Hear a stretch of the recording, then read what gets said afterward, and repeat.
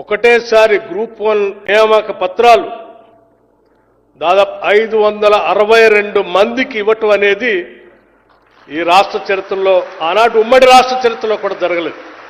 ఇది చాలా గొప్ప కార్యక్రమం.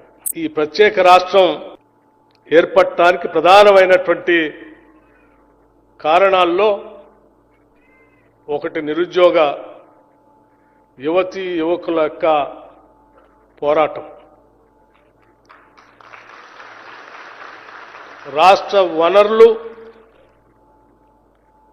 రాష్ట్ర ప్రజల సంపద, ఆత్మగౌరవం, వీటితో పాటు ప్రత్యేక రాష్ట్రం ఏర్పడితే మా ఉద్యోగాలు మాకే వస్తాయని ఆనాటి యువత పెద్ద ఎత్తున చేసినటువంటి పోరాటాల ఫలితాన్ని దృష్టిలో పెట్టుకొని శ్రీమతి సోనియా గాంధీ గారు ప్రత్యేక తెలంగాణ రాష్ట్ర ఆవిర్భావాన్ని పార్లమెంటులో బలం లేకపోయినప్పటికి కూడా అన్ని రాజకీయ పార్టీలను ఒప్పించి ఈ రాష్ట్ర నిరుద్యోగ యువతీ యువకుల కలల్ని నెరవేర్చడం కోసం ఈ రాష్ట్రాన్ని ఏర్పాటు చేశారు. కానీ ఒక దశాబ్ద కాలం ఏ ఉద్యోగాల కోసమైతే పోరాటం చేసి రాష్ట్రాన్ని తెచ్చుకున్నామో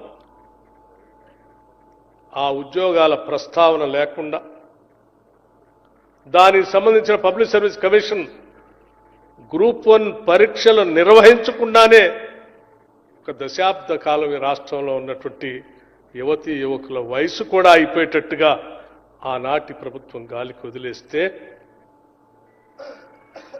ఆనాడు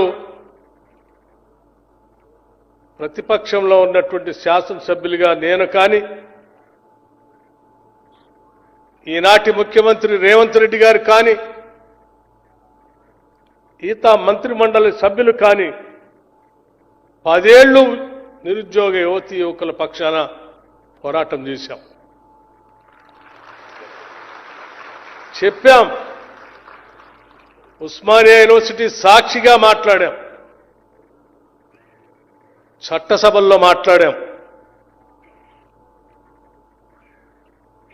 దశాబ్ద కాలం అయిపోతా ఉంది, పాపం వాళ్ళ వయసు అయిపోతా ఉంది.